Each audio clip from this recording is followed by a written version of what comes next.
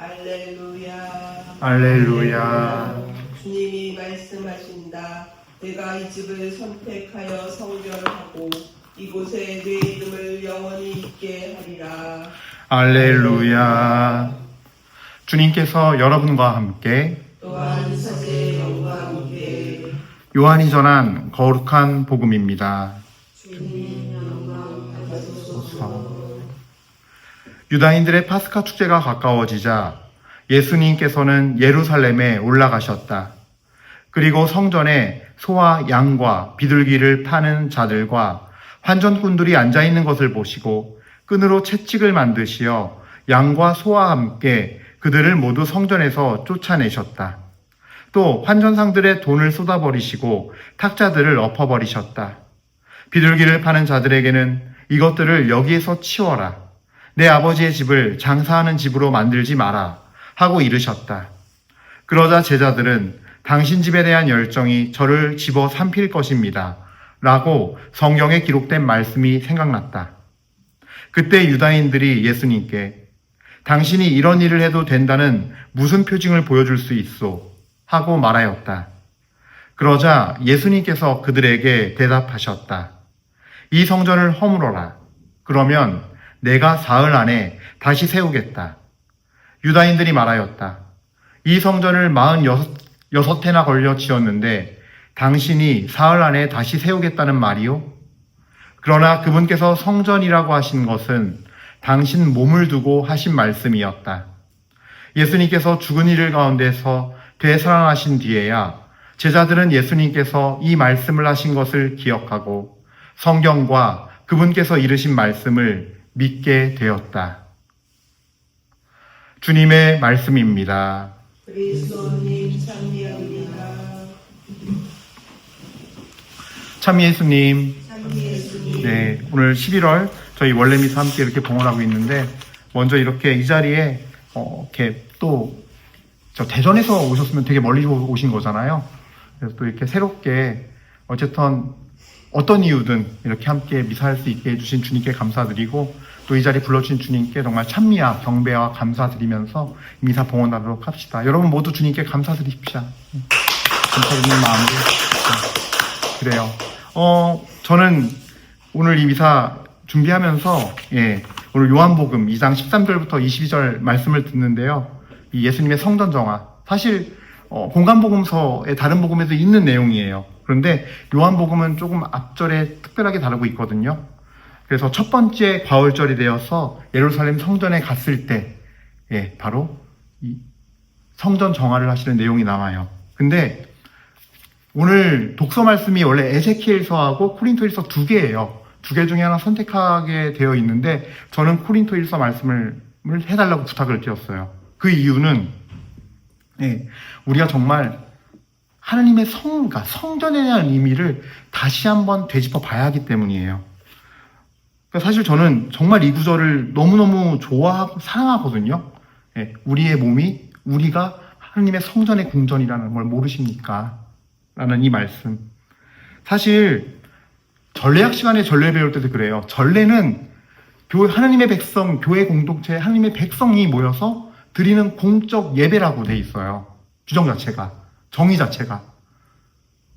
교회 공동체인데 뭐야? 하나님의 백성. 이 어떤 지정된 건물에, 물론 뭐 혼인성사할 때 성당에서 해야 한다, 성당이나 경당, 공소에서 해야 한다, 이런 규정이 있지만 가장 근본적으로 정의를 내릴 때 교회는 뭐예요? 하나님의 백성들이에요. 우리 하나하나가 다 모여서 그리스도의 머리이신 그리스도, 뿌리이신 그리스도이고 우린 다 그 지체이며 다 가지들이에요. 이게 가장 기본이에요. 그래서 오늘 저는 특별히 그 말씀을 꼭 집어서 꼭 코린토전서로 해달라고 한 거예요. 이미 놓인 이 기초 위에 다른 기초를 놓을 수 없기 때문이에요. 3장 11절 말씀대로.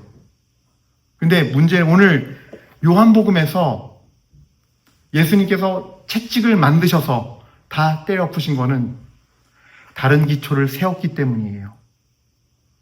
예루살렘 성전에 대한 처음에 이스라엘 백성들이 이제 탈출할 때, 이 탈출해서 나왔을 때 규정을 보면요. 레위기 규정을 보면요, 이 제사에 대한 규정이요, 번제든 뭐든 집에서 흠없는 양, 흠없는 암소, 흠없는 소를 갖고 와야 되는 게 규정이에요. 내가 집에서 잘 기른 아마 1년 된이던가 그거까진 제가 그게 잘 기억이 안 나는데 1년 된이 맞을 거예요. 1년 된 그 소를 흠도 티도 없어야 돼요. 갖고 오다가 흠이나 티가 생기면 다시 가서 집에 가서 다시 갖고 와야 돼요. 근데 사제들과 지도자들이 돈을 벌려고 꼼수를 부린 게 뭐예요? 비둘기, 소, 양. 자, 성전 앞에 오면은, 자, 힘들게 뭘 사오십니까? 여기 깨끗한 것들이 있습니다. 잘 길렀고요. 건강해요. 보십시오. 아무것도 없어요. 자, 그래서 다 성전에서 입마이 폭행한 거예요. 돈 받아가지고. 그 누구 머리에서 나온 걸까요? 예수님의 하느님의 머리에서 나온 걸까요? 그 생각이? 아니겠죠?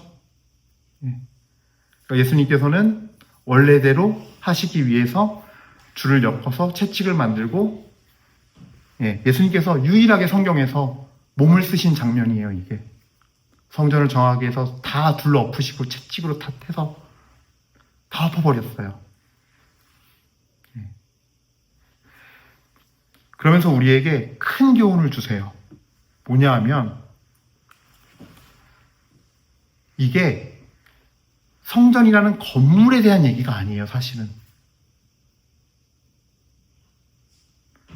그럼 당신이 뭔데 이렇게 다 없냐고, 무슨 표징을 보여주겠냐고 했을 때, 이 성전을 허물어라.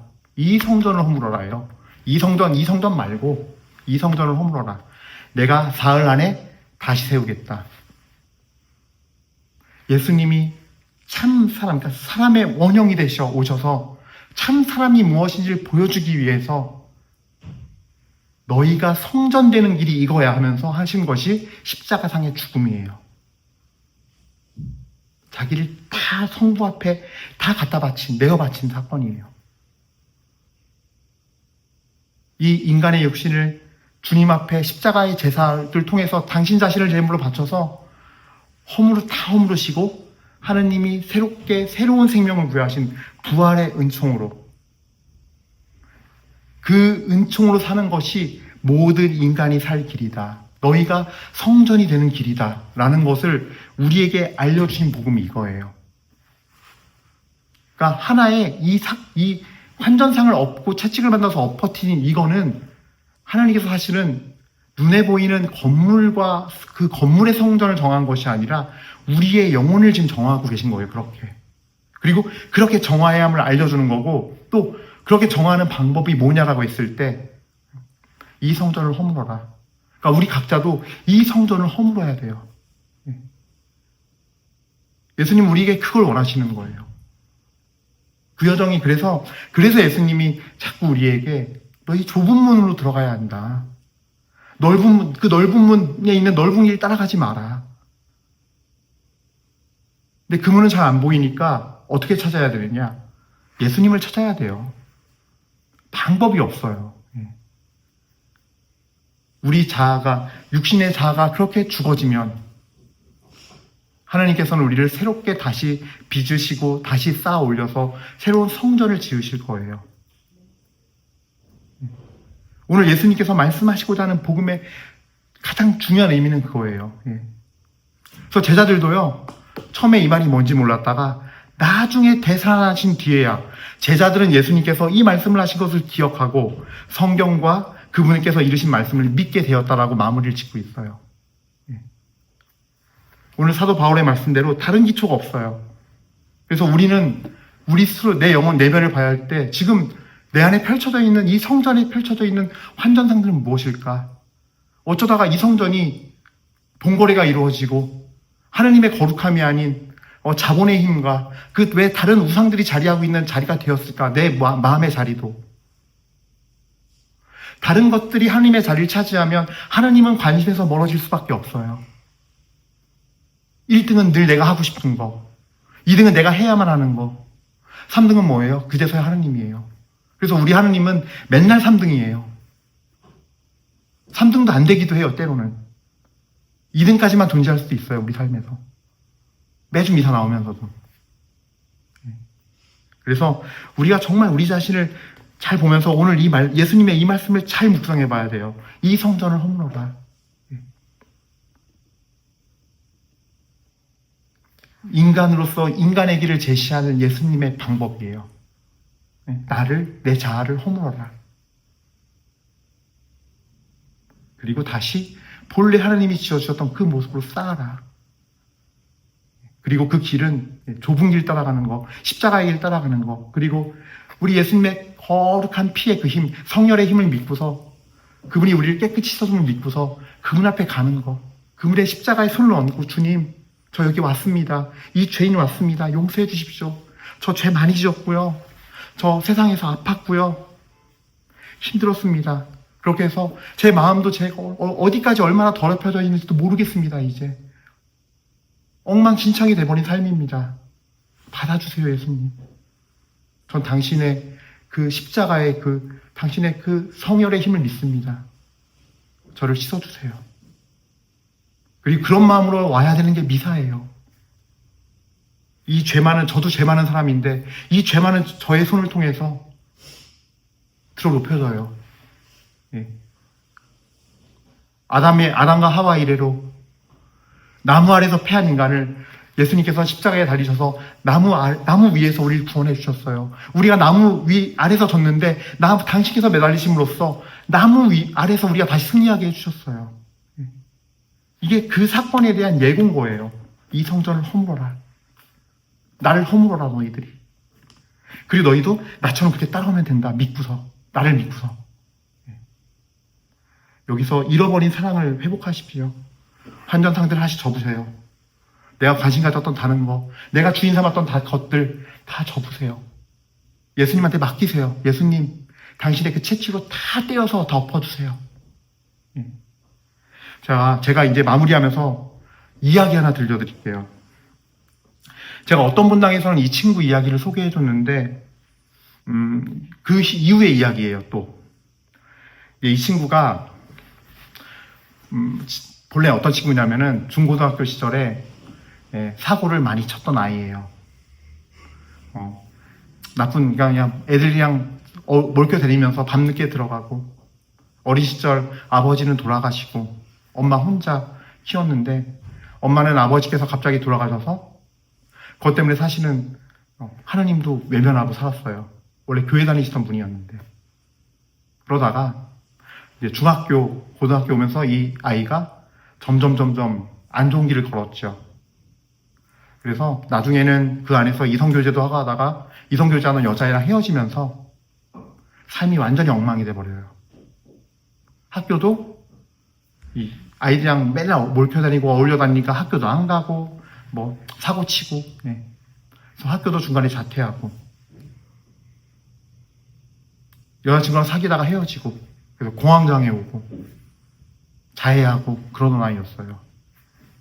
그런 아이가 하느님을 만났어요. 아지트 와서. 제가 이 아이를 붙들고서 너 그렇게 살지 말고 너 교회 나간다며. 교회 나가서 기도 좀 해라. 얘가 진짜 교회를 나가기 시작했어요. 그리고 몇 개월 뒤에 아지트에 한동안 안 나타나다가 몇 개월 뒤에 저한테 연락이 왔는데 고졸 검정고시를 합격해 왔어요. 하지만 그게 놀라운 게 아니에요. 그 뒤에 삶이 바뀐 게 놀라운 거예요.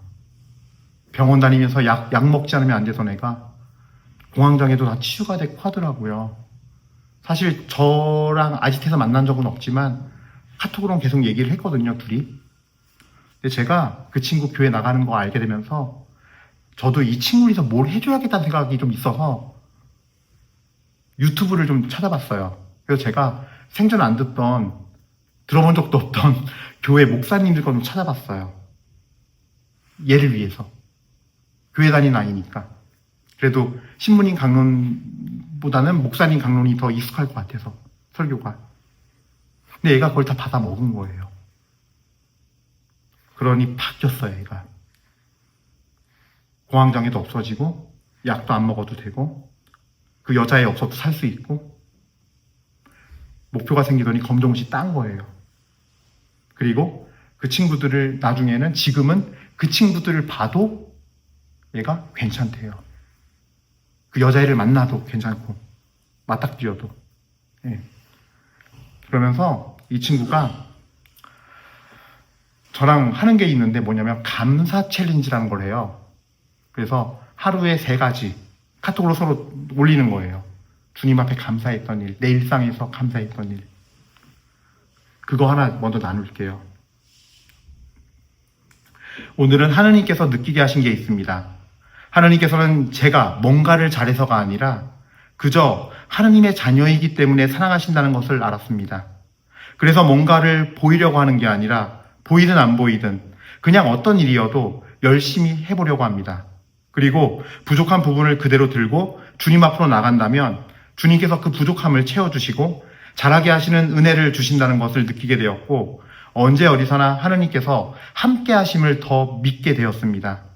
항상 가르침을 주시고 마음으로 예수님을 느끼게 하심에 감사드립니다. 2번째, 오랜만에 큐티를 진행하게 되었습니다. 큐티는요, 성경 말씀을 놓고 이렇게 써서 본인이 발표하는 거더라고요. 그 교회에서 아이들끼리. 예. 단순히 성경을 읽고 묵상하는 것이 아닌 예수님을 깨닫게 하시고 또 생각하는 힘을 주셨습니다. 저의 부족함을 채워주시는 하나님께 감사드립니다. 3번째, 내일 전도를 나갑니다. 기도로 준비하게 하시고 나가는 곳에 하나님의 사랑이 전파되기를 소망합니다. 이제는 전도를 해야 제가 산다라고 느끼는 삶으로 변화되었습니다. 순간적인 생각으로 남는 것이 아닌 삶으로 전도를 하도록 도와주십시오. 전도하는 가운데 언제나 은혜 주시고 수확하시는 하느님께 감사드립니다. 똑같은 10대 아이예요. 같은 아이가 그전에는 자기의 즐거움만 찾고 추구하던 아이였어요. 친구들이랑 몰려다니면서 낄낄거리고 키덕거리면서 밤늦게까지 놀다가 쌈박질하다가 그러던 아이가 지금은 돈이 있어도 오늘 명동에서 전화가 왔어요. 명동 성당 간대요, 자기. 너 교회 다니는데 무슨 성당이냐 하니까 뭐 그냥 일이 있어서 가는 길에 성당은 어떤가 궁금해서 간다는 거예요. 친구랑 같이. 저는 성당 간 게 놀라운 게 아니라 거기서 기도하고 나오다가 자기가 노숙자 5분을 도와드렸대요. 자기 있는 것 드리고. 자기 친구를 데리고 왔는데 같이 교회 다니는데 친구가 같이 도와주고 나서 집에 오면서 하는 말이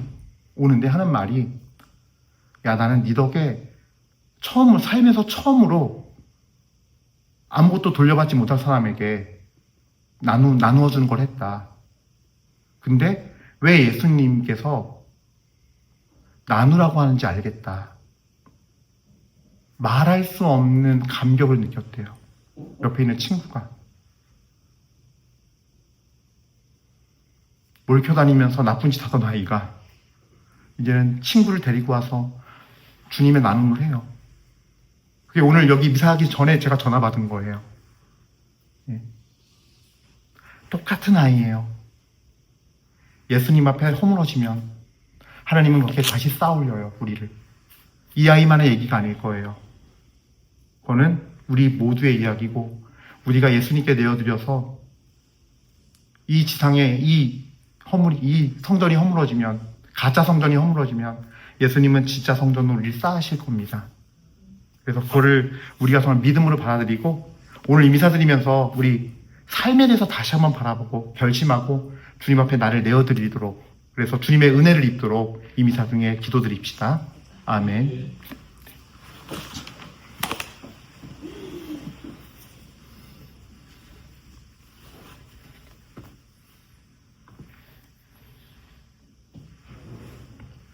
오늘 우리의 주 하느님 찬미 바르소서.